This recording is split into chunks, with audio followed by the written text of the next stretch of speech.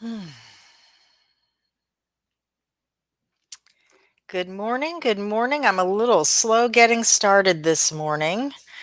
This is the Monday morning live stream. Welcome, welcome, welcome. I I think the lesson today is just show up because I posted last night on YouTube and Facebook in YouTube on the community tab that I was planning to go live at about 10:30 this morning, but I just didn't have a topic. I actually have a topic, but only part of it came in intuitively. And then over on Facebook, somebody actually gave me a topic, so I'm going to actually weave both of these in. I'm really slow getting started this morning, I think, because we're going to have a full moon. I think it's today. Today is the 3rd, and our full moon is supposed in Leo is in gate 13, or 13 in the full moon is coming in around noon in just about an hour and 15 minutes. And I'll tell you what, I don't know about you, but I had a hard time sleeping last night. I had a lot of anxiety, a lot of stuff coming up for release, a lot of dreams where I was releasing. Good morning, Joe. How are you? And I'm wondering if that's the way it is for you. So I welcome your comments as always, your questions as always. And I'm just making a note here so I don't forget the two loosely related things that we're going to talk about today. Um, and any questions, anything that you want to talk about, because this is your time as well. That's why I get on the live streams, so that we can have some interaction here with the Facebook and the YouTube communities. So today, let's go over this full moon thing, because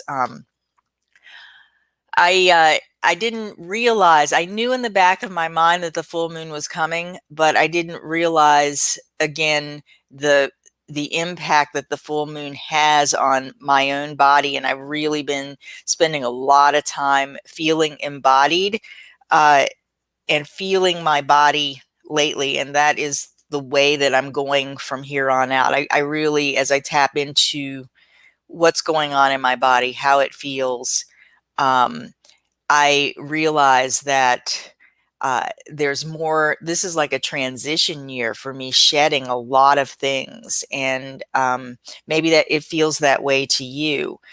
So the full moon is in the gate. The gate 13 is in the full moon, and the gate 13 is the gate of the listener, and it's really about listening to other people and bringing people together to listen to their stories and potentially make sense of what has gone on in the past. So if you've gotten to this 8th month of the year and you're looking around at your friends and your family, your coworkers, whether you're still working from home or back in your workplace, you may be really hearing people, or people may be saying, what just happened here? What happened here over the last 8 months? Uh, and this energy of the 13, with this energy of the 13 in the full moon, this is the energy of people coming together and sharing experiences. And if you have the 13 defined in your chart, it's about attracting people who want to share their experiences with you. So be aware that over the next few hours, the next day or so, you may hear secrets from either your friends. Maybe secrets are going to come out in public. I don't know, because it is everybody's experiencing the full moon. Things that you may share secrets that you didn't intend to share, or other people may blurt out things that they didn't intend to share, because that's what is evoked from this energy of the gate 13. That's what's expressed. And hopefully it is about making sense of what has gone on before. And with the full moon, it's about shedding. It's about bringing things to a head so that you can shed and then begin with new energy on the new moon. So that's what the gate 13 is about. And yes, you couldn't sleep either, Joe. Yeah, well, we don't have curtains on our bedroom windows. And while I was away, my husband actually rearranged the whole room so that our headboard faces north. We're trying that because a friend said that that's the only way she can sleep. Um, and the moonlight comes right in through into the room, it shines right on us instead of rather than it being kind of coming in on the periphery. So there was a lot for me coming up, a lot of anxiety coming up. I was partially asleep, and then I woke up, and then I couldn't get back to sleep. And then I had intended this morning to get up early because we're in harvest season in our orchard, and with harvest season, it's good to get out first thing in the morning. So I was going to go out and just survey the trees, pick off what is ripe that the insects haven't gotten to yet, and then come in and do the live stream. But when I woke up, I was listening to my body, and my body was saying it's not time to get up. And then my husband rolled over and said, it's raining, and then the thunder, and then the lightning, and it's been like an ongoing thunderstorm for hours now. It's pretty wild. So I think that is symbolic. It feels like it's symbolic of the clearing, just shedding and clearing and washing away those things that have come up to be expressed, those secrets, those truths that need to be shared. So that's how I'm interpreting the full moon. The topic that came to me for today's live stream came to me as intuition normally does in just a flash, for me at least. And what I heard as I was doing something entirely unrelated was talk about the eternal I. And then the eternal I as in I, or as in, if you were pointing to yourself, I. And then when I asked about topics on Facebook and YouTube, someone wrote in that they would like me to talk about melancholy. So let's talk about melancholy first, because of all of the shedding that's going on, of all of the making sense of the past that's going on, of what's coming to a head with this full moon. There is a lot of melancholy energy, a lot of grief. I know last week I really tapped into the grief that I've been holding for the collective, I guess. And actually, the day that I had to go to my in-laws' home because my husband was quarantined was the 2-year anniversary of my father's passing. So there was that to kind of process through, of the residuals of really missing my father, being my mother passed 10 years before him, and then he passed, and really, really feeling like I'm a child alone on the earth. So that grief was coming up. And, I imagine that a lot of you are having some grief. If you've had friends who've been affected by COVID, if you've known people who've passed away from COVID or just passed away in general, I imagine that you're having a lot of grief and melancholy as well. So love to know where you are with that. Hi, Danielle. And I wanted to just touch upon melancholy in the human design chart. Let me see if I can find that chart here. It's usually experienced through your individual circuitry. So if you have any of the gates and channels that are running kind of central here, you're going to have melancholy. Any of these gates and channels that I have colored in here, you're going to experience bouts of melancholy. And you're going to especially if it's hardwired to the sacral center. And I don't know if this is turned around or not on the screen, but as you're looking at the chart, it's on the right-hand side. The sacral, not the sacral, the solar plexus is on the right-hand side. And if you've got that emotional wave going and you have these central, one of these central channels, the 3955 or the 1222, you're really going to ride up and down on these spikes of emotion that go up and then they go down, and in the downward slope of your emotional wave, you're going to feel these pulses or these feelings of melancholy. And let's even take this a little bit further. Let's say that you don't have individual circuitry. Let's say you're undefined in all of this individual circuitry.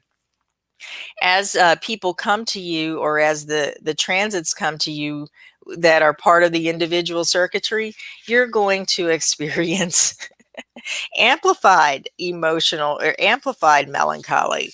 So no one is immune to melancholy, especially in these times when the planet is sort of grieving. We're grieving what has gone on in the past on many, many different levels, and we're grieving perhaps the loss of what seemed normal just 8 months ago. We're no longer there, and we're not going back. And it is as though, on maybe an existential level, maybe from the small brain, the primitive brain, it's as though we've been abandoned as orphans on the planet. Now, we know from our higher mind, getting into the second topic here, that we are eternal, the eternal I. You know, we all have an eternal I, meaning I as in me, or I as in you, maybe the eternal third eye. Who knows? Who knows what that flash of intuition was about? But as I'm interpreting it here, and nothing else came. Like last night, I was meditating on it. Nothing else was coming. So I guess I have everything I need to share this concept with you. And maybe you have a piece of it too. Yes, it is. Thanks for your input, Danielle. The eternal I is us who have lived before and will live after we shed these bodies, right? So I feel like that the concept of the eternal I flashed in to kind of help me to remind you and to remind myself that we are just the mere observers. We are the eternal I is the observer of all that we're living, all of it. And if you go back to last week's live stream about a meaning, and how we attach meaning to certain things. The eternal I doesn't attach meaning. It's when the mind gets identifies with the humanness, with the human experience. This is what shows up as these are like the little hooks that hook us into meaning that may or may not be accurate. So, when I'm thinking of the eternal I, I'm thinking of the design crystal that lives in, or I'm sorry, the personality. Let me take another sip of coffee. I woke up really late today. And Mike, you just woke up too. So welcome, welcome, welcome. Getting back to the eternal I. I think of the personality crystal that lives up here in the head center, and that the ability for the personality or for us to be the observer of this experience. Like the personality really doesn't know necessarily what the body is doing. what the design of us is doing, and the design is about this life. We only have this one life in this body, in this incarnation. And that can be understood on the design side of your chart. The personality side of the chart is, the thinking, the consciousness part, the part that is evolving as it sees and observes the body's ride through this physical human journey. And perhaps when the eternal I, when we're living from this state of the eternal I, and let me rephrase that for those of you who just kind of walked in on this. I think I'm talking about, this is something that I downloaded that is kind of incomplete because the rest of the intuition didn't come, but I downloaded it as part of the live stream today.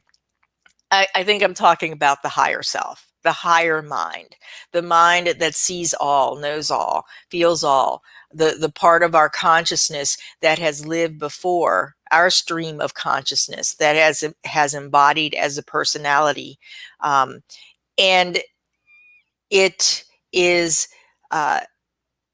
important for us at this point to remember that we are essentially this eternal I, this higher mind. We can function from this place of the higher mind to really observe what's going on, to really observe our lives from a place of objectivity, from a place of broader perspective. And when we are all when we are all identified with the eternal I, with the higher mind, with the understanding that we are eternal, and our eternalness is our stream of consciousness from source, and that our eternalness is part of the whole of us coming back together as one. This is so important for us to remember, and perhaps this is what we're shedding through our collective grief, through not the eternal I, but the illusions that we are not that, the illusions of our limitations. Now, as long as we're in these human bodies, we're always going to have some kind of a limitation. But when we identify with the limitation rather than the unlimitedness of our consciousness, then we keep ourselves small upon the planet. We keep ourselves separated. We allow ourselves to be less than what we can truly be as we evolve and emerge with this consciousness of knowing that we are these eternal streams of consciousness from source who are meant to be together as one. And of course, that's what differentiation is about. When you found your chart, when you first saw your chart, and I'm trying to find one in my little packet of charts here. When you first saw your chart, whether this one is yours or not, or even looks like it, this is your potential for expressing key aspects of your eternal I, your eternal consciousness into physical form. This is your potential for that, even though this is a limited piece, but this is the specific piece that you have brought to the oneness of all of us. And you can live it from, just knowing, just feeling, just the human, there's nothing more than this, or you can live it from those higher aspects, as Richard Rudd talks about, the gift in the city. You can live it from the shadow, let's bring in Richard Rudd. Let's invoke Richard Rudd and the Gene Keys. You can live it from the shadow, or you can live it from those higher aspects of the gift in the city. And I'm feeling like the melancholy, even though melancholy is a part of that individual circuitry that most of us have some of, uh, is the can be lived out in the shadow of really getting stuck in it, really identifying with the small I, the the uh, what do you call it? What's the opposite of eternal? The non-eternal I. Yeah, the greater self squeezed into uh, this current fractal. Okay. Yeah, but when you get it, when you're feeling that melancholy, you can get so identified with it, right? And really what it's there for is to eventually lift you up again, because that spike, those spikes, especially of the emotional wave that are connected with the individual circuitry, it's meant to spike up into elation. It's not meant to like be down there in melancholy all the time. And you can think of the melancholy part as kind of the springboard to come back up, and then to have your footing to spring up into elation. So it's the whole gamut of the emotional experience. And a lot of times what I tell people who really resonate with this melancholy aspect of themselves or their individual circuitry is that that melancholy is best used is kind of like that melancholy is kind of like the knocking on the door of your creative muse. So if you're feeling melancholy, whether it's someone else's, whether you're amplifying it from outside, or whether you actually have that kind of hardwiring in your design, I want to encourage you to get a little bit creative. Maybe spend some time with art, or with listening to music, or making music, or whatever it is that calls to your creative spirit. And use that to, especially with this full moon in the gate 13, use that to bring forth the stories, to reconcile the things that perhaps you've taken in from others, the secrets that are being revealed in the world, the things that may seem ugly. Use your creativity to work through that, to work through how you feel about that. So that's leading me into actually thinking about wanting to share something, and it might be a little bit premature, but I was invited to be part of a wisdom school uh, that is being put together by a manifesting generator who is um, an intentional creativity practitioner, and it's really going to be great. So I'll probably be talking more about that. I might actually have her on as a guest at some point. But any kind of intentional creativity, any kind of something that really gets it up and out for you, helps you and others to make sense of the past, to bring it out in story form, is going to be very, very therapeutic, and will begin to heal some of that grief that you may be experiencing as melancholy. It will also get you into your eternal I, into the greater self, as Mike puts it. Mike, have a wonderful day DJing. Awesome. We are just DJing is perfect for this individual circuitry theme that we're talking about. Have a wonderful evening, I guess. I don't know if DJing is done first thing in the morning, so you must be working at night wherever you are.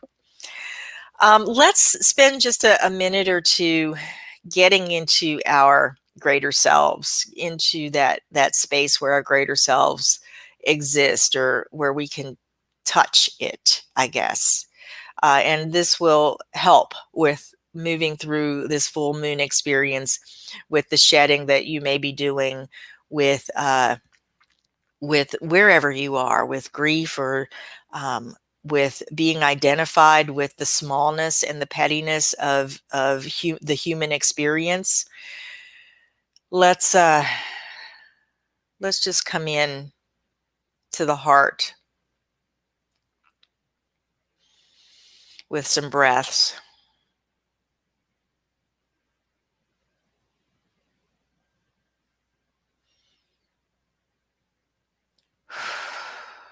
And settle in there for a moment. Pull any pieces of yourself back that may have been out there. If you're waking up, just waking up, out there in your dream time. It's crazy in the astrals last night, let me tell you. I was having some dreams.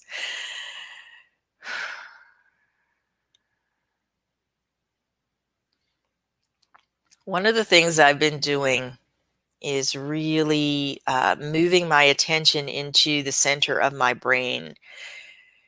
The head center is governed by the pineal gland, which is part of the third eye mechanism. So when you feel like you've pulled yourself into your heart, see if you can imagine drawing a connection between your heart and your third eye into the center of your brain.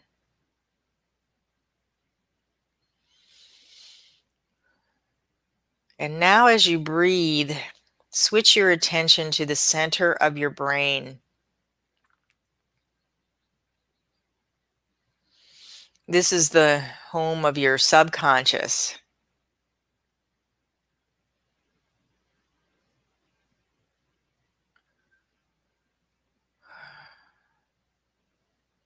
And when we think of it in terms of your third eye,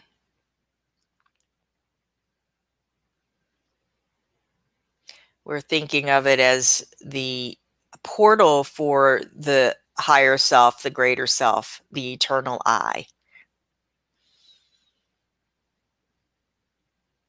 Maybe I should say eternal I am. It's probably a better way of putting that.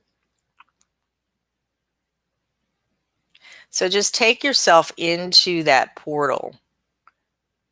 This would be a good meditation for the rest of the week if you are looking for something to work with in your own energy.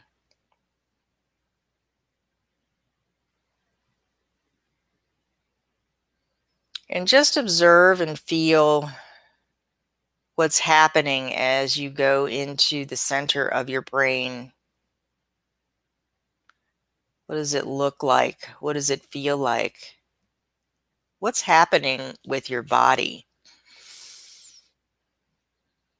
Remember to breathe.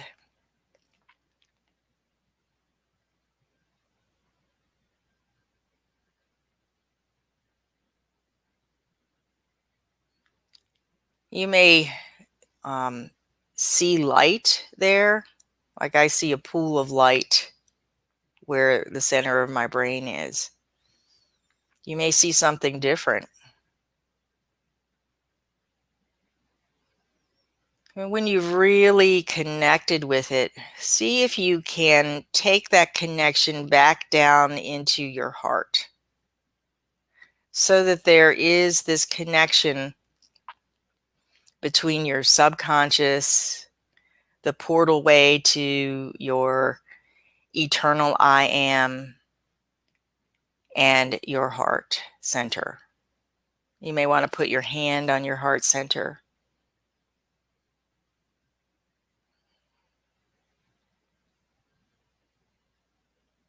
And just breathe that connection between the two.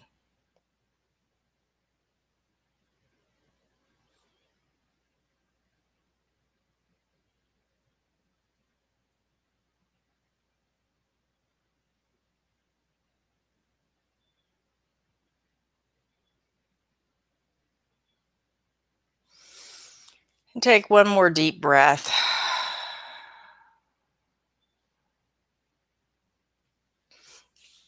And come back into the whole of your body. And I'm going to invite you to work with that this week. And if you want, you can come back and comment about what came up for you, what you felt. I'd love to know how that might have shifted you or shifted your perception from limitation to limitlessness, from melancholy to elation, if that's a leap that you are meant to take at this time. So thank you, all of you who are here with me on this Monday morning on the East Coast. Happy full moon in Gate 13. And oh, and if you like these things, if you like these live streams, I'm actually going to put up I'm going to record another video that's actually directly human design related, hopefully this week. If you like these videos, like if you're on YouTube, subscribe, like the video, share it, subscribe to my channel. If you're on Facebook, you're invited to subscribe or like my Facebook page. Have an amazing day. Yes, Danielle, you have an amazing day too. Everyone have a wonderful, amazing day, and there is more to come. Enjoy your week. Bye, everyone.